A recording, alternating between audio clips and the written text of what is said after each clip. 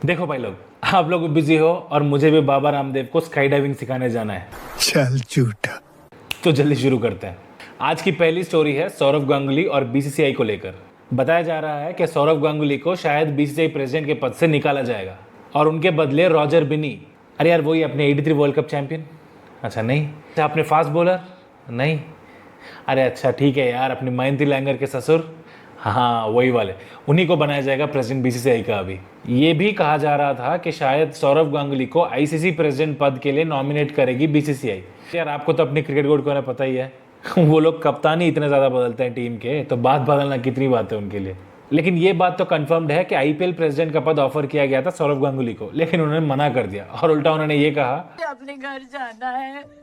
मुंबई का छत्रपति शिवाजी महाराज एयरपोर्ट अब अपनी एनर्जी के लिए यानी बिजली की जरूरत के लिए यूज करेगा ग्रीन सोर्सेज का vertical access wind turbine technology VAWT यानी वाट का यूज करके वो लोग प्रदूषण की वाट लगाने की सोच रहे हैं। समझे? वाट मस्त जोक मारा रे, ये हंस रहे हलकट हंस। अच्छा सॉरी और 2029 तक तो मुंबई एयरपोर्ट का नेट कार्बन एमिशन होगा 0%, ये उनका दावा है। 95% बिजली की जरूरत पूरी होगी सोलर और हाइड्रो पावर से और बाकी का 5% आएगा सोलर पावर की मदद से। इससे 1,20,000 टन ऑफ कार्बन डाइऑक्साइड कम होगा हमारे वातावरण में। इसका मतलब है कि प्रदूषण हमारे मतलब आपको मत सिखा चल।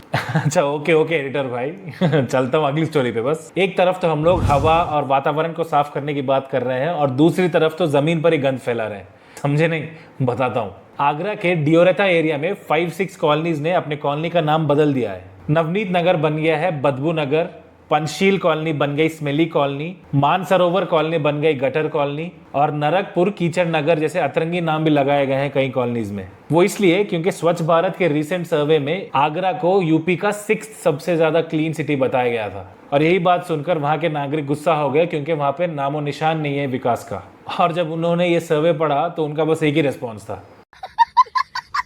कनाडा का पीएम भाई पता नहीं कौन सा माल फूके बैठा है, पता नहीं कहाँ अपना मुंह काला करके आया बंदा, क्वाइट लिटरली। अच्छा रेफरेंडम एक सर्वे या एक पोलिंग होता है जहां पे नागरिकों को वोटिंग कर कर उस मुद्दे पर क्या किया जाए उनकी राय ली जाती है। सिक्स फॉर जस्टिस SFJ नाम के एक ऑर्गेनाइजेशन ने खालिस्तान के रेफरेंडम पर सितंबर 19 को एक वोटिंग करवाया था जिसमें 100,000 कैनेडियन सिक्स ने भाग लिया था और बताया जा रहा है कि अब 6 नवंबर को सेकंड रेफरेंडम होगा जिसमें और भी लोग वोट करने वाले हैं। SFJ को इंडिया ने 2019 में ही बैन कर दिया था जिसके बाद कनाडा जाकर वो लोग वहां पे अपने पंख फैला रहे हैं। रिसेंटली कनाडा के पीएम जस्टिन ट्रूडो ने रशिया द्वारा यूक्रेन पर किए गए रेफरेंडम पर अभिव्यक्त जताया और उन्होंने कहा कि ऐसी बात इलीगल है क्योंकि इंटरनेशनल लॉ के खिलाफ है दूसरी कंट्रीज का रेफरेंडम करना।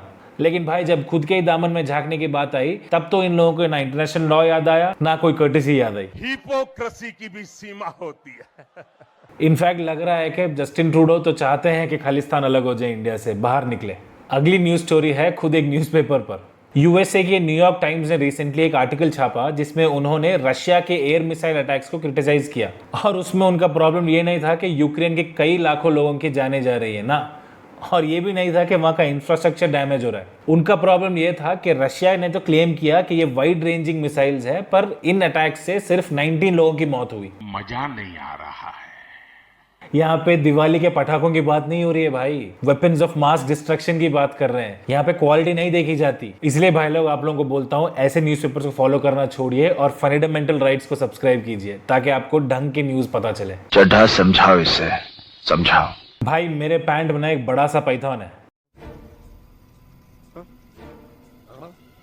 नहीं ये मैं नहीं बोल रहा हूँ, न्यूयॉर्क का एक बंदा बोल रहा था। समझे नहीं? बताता हूँ। 36 साल का कैल्विन बतिस्टा, ये बतिस्टा नहीं भाई, एक और बतिस्टा, वो 2019 में अपने पैंट में 3 बर्मीज पाइथॉन्स को छुपाकर यूएस कनाडा बॉर्डर क्रॉस करवा रहा था यूएस के अंदर आने के लिए। और यूएस में तो प्रोहिबिटेड है स्नेक्स को अंदर लेके आना। और भाई अगर ये बात कोर्ट में साबित हो गई ना तो उसको $250,000 देने पड़ेंगे, यानी अपनी इंडियन करेंसी में 2 करोड़ रुपए। और हाँ, साथ में उसको 20 साल की जेल भी हो सकती है। भाई मेरे हिसाब से तो ना उस पर केस उन 3 पाइथॉन्स ने करना चाहिए क्योंकि पता नहीं कितना लंबा जर्नी था और कैसे जू में बैठकर उन लोगों को जर्नी करना पड़ा। समझ रहे हो आप?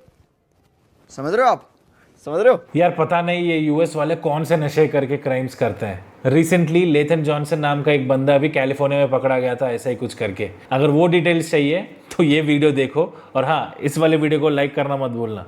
वहां मिलता हूं मैं।